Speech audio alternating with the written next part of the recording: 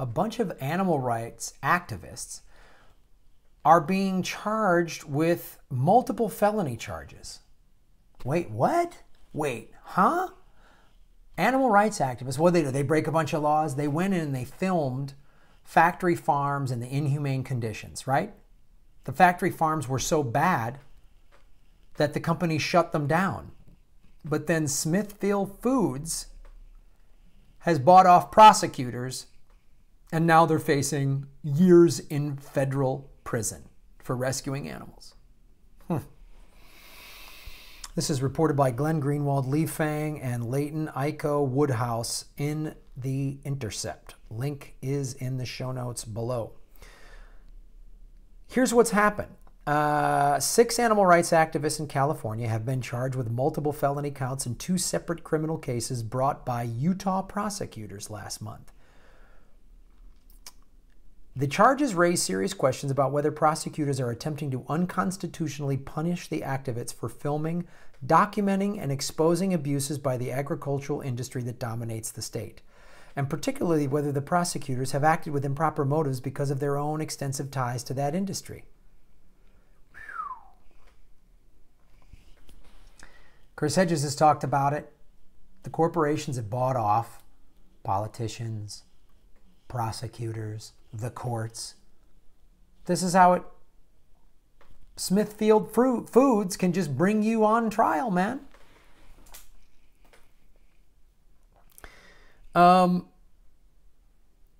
Reported by the Intercept last month was brought by Sanpete County Attorney Kevin Daniels. It charges 6 activists with 2 felony charges that, at least provided by the cited statutes, carry possible prison terms of 5 years each. The case arises out of the filming of horrific conditions at an industrial farm that supplies turkeys to Norbest, a large company that aggressively markets itself to the public as selling mountain-grown turkeys. Mountain-grown turkeys. And they're in a factory farm. Turkeys who are treated with particularly humane care. Norbest is now owned by a supplier of Whole Foods, who's owned by Amazon. They entered the facility and they filmed and they showed all this, and they did, they basically just, then they put all the videos online. After they did this, Norbest's corporate executive acknowledged that the factory farm conditions these activists exposed were unacceptable. After the activists' expose, Norbest terminated its contract with the facility. The contrast between the company's bucolic branding of the reality that the activists exposed was stark. So, how are they able to do this? How is Smithfield able to do this, right? They didn't steal anything. They didn't take anything of commercial value and injured nobody.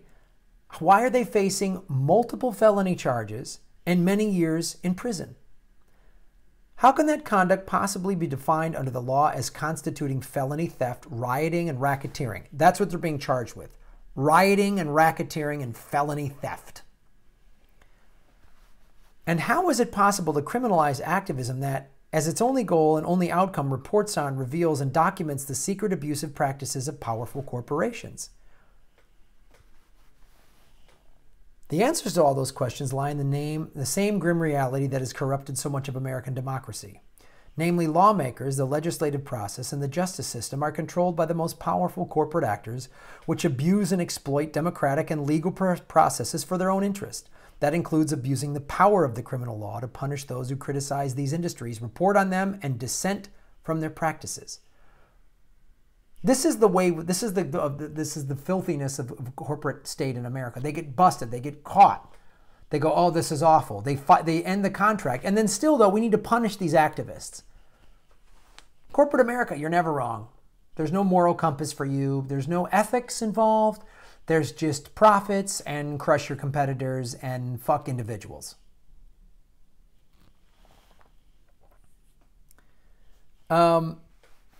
To begin with, the relevant laws in Utah reflect just how brazenly agricultural interests dominate the state's political system for its own interest. The felony theft statute under which these activists are charged specifies that theft only becomes a felony if the property taken has a value of $1,500 or more. So how then can these activists be charged with felony theft given that the commercial value of the 5 dying animals, they rescued 5 dying animals. That's what they did. They rescued 5 dying animals. Doesn't total $1,500. So even under the Utah law, they didn't break it. Isn't this insane? Doesn't this sound insane to you?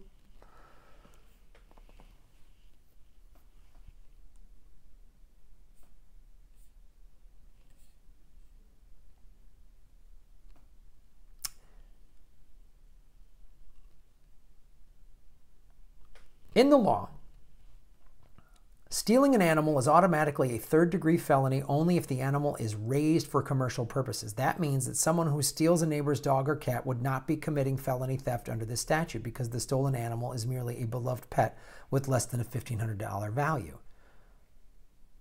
Taking an animal only catapults it into a felony if the animal is being bred or raised by a commercial animal enterprise. In other words, this law has no other purpose than to include a special favor carve-out for the criminal law as a gift to the animal agricultural industry, one that makes it a felony to take an animal being raised for food no matter what commercial value it has, even if it's 0. That's how they're able to do it. Gee, I wonder how they got that law put in there. So if you steal a sick pig, as they did, or a turkey, as they did, that's a felony. More revealing still, the law provides for enhanced punishments. Oh, maybe Gina Haspel helped write this. Including longer prison terms if the intent of the theft is to remove animals from an animal enterprise facility. Thus, for each felony count in the indictment brought against these activists by Utah Attorney General's office, there is a warning of enhanced prison terms beyond what the law already provides. I remember seeing some people protesting a human rights thing in the 90s. I forget what it was for, and they had this sign that said everything Hitler did was legal. And at first I was like, wait a minute, that wasn't Hitler. What he did was illegal. It was awful. It was illegal. And I went, oh, that's right. And I know, like, I hate to like jump like Nazi, like I hate to just throw Nazi out anytime there's a thing, but I'm illustrating that's the most extreme example. And what the Nazi Party did, they did, when Hitler came to power, they didn't just automatically go concentration camps. They passed this law, they passed this law, they passed this law, and they moved and moved and moved and moved and moved. And all of a sudden, Jews were on rail cars several years later. First it was that, well, they couldn't do this, and then Jews couldn't own this business, and they couldn't live, then they couldn't go out in this part of the neighborhood, and all these laws like that. So yeah, it's in the law. They passed the law, and we have a free democracy. The voters of Utah let this happen. Did they really? Did the voters of Utah know this is what this was going to be used for when the big agricultural lobby threw all this money at it and this bill was passed? What?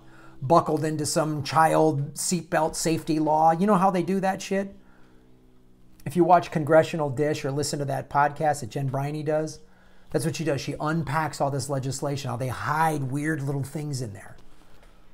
There was probably something about, protecting your dog from being run over, and then in there it's the dogs, it's the Save Fido Act or something. They probably gave it some thing like that. They're like, oh, save the dogs, and underneath it is some bullshit thing in there to protect big agricultural. That's how they do it. So, also included in this are the prosecutors themselves. Kevin Daniels, the county attorney in Utah's Sanpete County, who brought the first felony charges against the activists, is a founding partner in a small law firm bearing the name Styler Daniels PC. He works simultaneously as county attorney and a partner in a private practice at this firm. That firm has represented Smithfield Foods. No conflict of interest at all. It's like, in numerous cases, and Daniels himself, as he boasts on his own current LinkedIn page, has also represented Smithfield. It's on his LinkedIn page. Like, this makes the brazen stuff of, like, the mob, you know, like, hey, it's a legitimate business. Like, that's so unbelievable.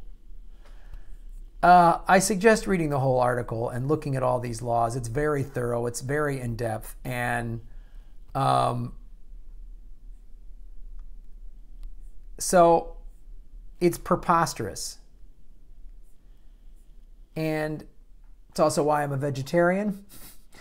And again, it goes back to pay close attention and get involved in your local races.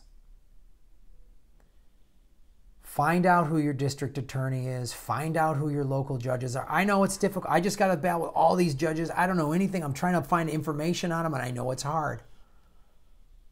But try to pay as much attention as possible. Because look what they do on the local level. And as I talk about Gail McLaughlin, now she lost her bid to be Lieutenant Governor of California, but look what she did in Little Richmond, California. You could do that in your town. Small town, medium-sized town, big town. You could do it. And that's how we're going to have to stop these guys at every little turn, because they're going to try to weasel in every little profit and pass every little law to benefit them. That's what they're going to do. So thank you for watching the show. June 20th through the 24th, Ron Placone and I hit the Southeast. We're coming to a city near you. Go to GrahamElwood.com. Come to the shows. Support the Patreon. I'm revamping. I'm upgrading the whole studio come July. So we'll see you guys on the road, and thanks for watching.